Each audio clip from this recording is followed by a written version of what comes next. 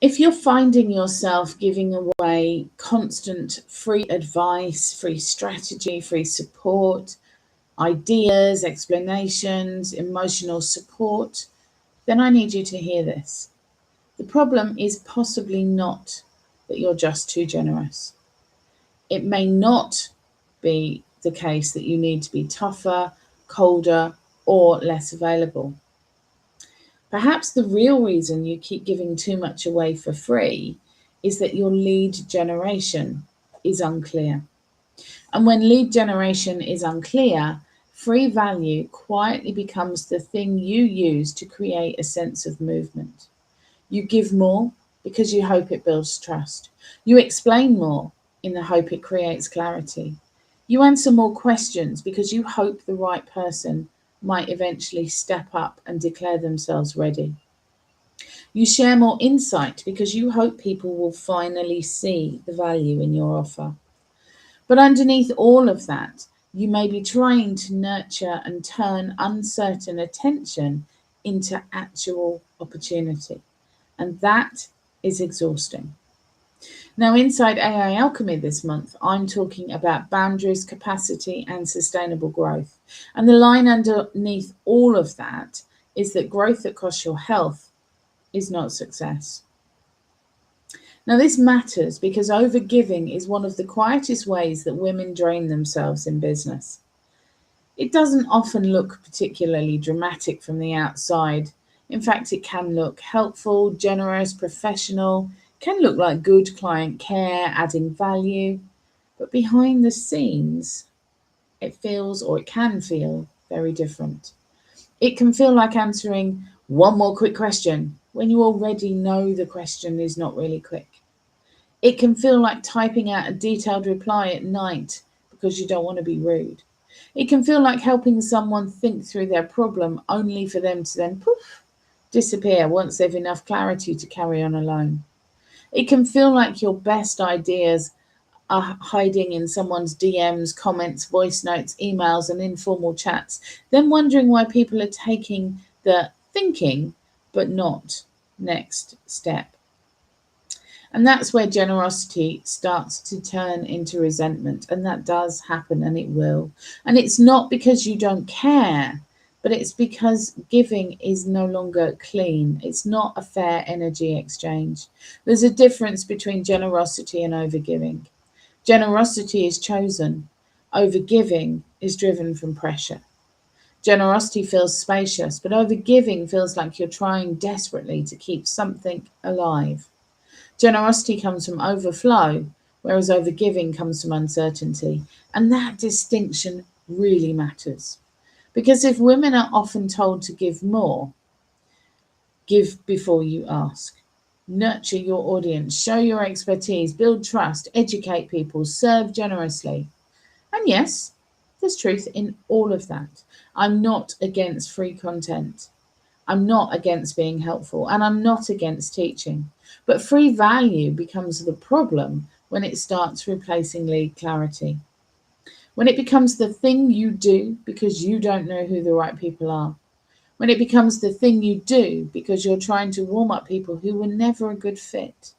When it becomes the thing you do to prove the value of your work over and over again. That is when free value stops being strategic and starts becoming expensive. And not necessarily financially. We're talking here energetically, mentally, emotionally. And for women who are already carrying a lot, that cost matters because your best thinking is not free just because it comes easily to you. Your insight is not free because someone asked nicely. Your emotional labor is not free because you want to be kind. And your capacity is not a resource your business can spend endlessly because lead flow feels uncertain. And that is where I think a lot of women are getting caught up. They don't overgive because they lack self respect. They do it because they're trying to create safety in the business. It feels quiet. Giving can feel like you're taking action. If leads feel vague, giving can feel like you're nurturing somebody in your business. If someone seems interested, giving can feel like keeping the opportunity alive.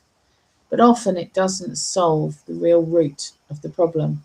It just spends more of you and more of your capacity. And this has really hit home with the women I've been talking to. So the thing I want to name right now is that you cannot overgive someone into becoming a good fit lead for your business. Sure, you can help someone, you can educate them, support them, you can give them clearer understanding of their problems. You can be thoughtful, generous, impressive, but if they're not a good lead, all of that effort still doesn't guarantee you a sale, because interest is not the same as readiness. Curiosity is not the same as buying intent. Enjoying your content is not the same as needing your offer, and asking a question is not the same as valuing your solution. Now, that sounds obvious when we say it as plainly as this, but in real life, it's much messier. People can be warm, complimentary, they can say they love what you do, they can ask your opinion, they can pick your brain. They can make you feel like there might be something there, just a nugget of opportunity. And because you care, because you want your business to work, and because you do not want to miss an opportunity, you give. And you give a bit more, and then a bit more, until suddenly you realise you've given half the answer away already, and the person hasn't moved any closer towards their wallet and to buying what it is that you're selling.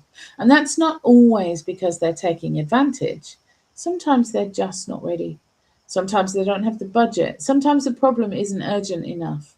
Maybe they're curious but not committed. Might like the idea of support more than they're ready to invest in. Sometimes they were just never a good fit in the first place. And that's why lead quality matters so much. Poor leads create overgiving. Vague leads need more explaining. Lukewarm interest creates emotional labour. And unclear lead flow makes every maybe feel more important than it really is.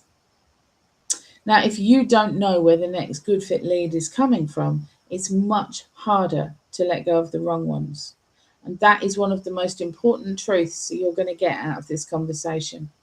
When you have no clear pipeline, every possibility feels precious, even the ones that you know aren't a great fit. Even the vague ones, the ones that keep asking questions but never move. And that is where boundaries become much harder to protect, because boundaries are easy when the trust is in the system.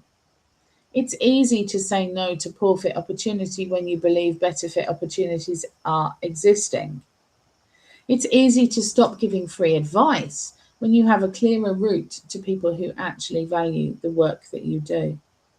It's easier to stop chasing vague interest when your business is not depending on vague interest just to survive. So if you keep finding yourself giving too much away for free, I don't want you to take it as a personal character flaw. I want you to ask yourself some strategic questions. Where is the uncertainty? Where does lead flow feel unclear? Where are you relying on hope and algorithms? Where are you trying to create demand by giving more? Where are you using free value to compensate for not knowing who the right people are? Those are much more useful questions because they take you out of the self-blame and into strategy. And strategy is calm. The alternative is not to stop being generous. It's not to become cold or transactional, and it's not to refuse to help anyone unless they've paid you. The alternative is to make your generosity more strategic and your lead generation more precise. And that means knowing the difference between general content and tailored advice. General content educates. General content builds trust. It helps people recognize the problem. But tailored advice and specific diagnosis or personalized strategy and detailed implementation supports being much closer to the paid side of your business. That's not mean, that's sustainable. It also means that becoming more disconcerting about who you nurture. Not everyone who asks a question needs a full, detailed answer from you. Not every curious person needs a voice note. Not every vague lead needs a follow-up. And not every maybe deserves space in your head. But this, of course, is much easier to do when you have clearer lead generation, because you're not relying on a random interest. You can make calmer decisions. You can say, this person is lovely, but they're not for me. They're not aligned. This person or this content or this piece of information is only given as in paid support. You can say, this is a useful content topic. I'm not going to solve it privately for free. You can say, my energy needs to go somewhere that is a better fit. And that is the kind of business boundary that actually protects capacity. And that is exactly where my Connection Scout fits in. You see, Connection Scout finds tailored leads matched to your unique niche. That is its one and only job. It doesn't manage your relationships, send your follow-ups, or promise you instant clients. It doesn't replace the human part of your business. It simply gives you cleaner starting point. Because one of the reasons overgiving happens is that the pool of potential leads is too shallow, it's too vague. You don't know who to speak to. You don't know where the better fit people are.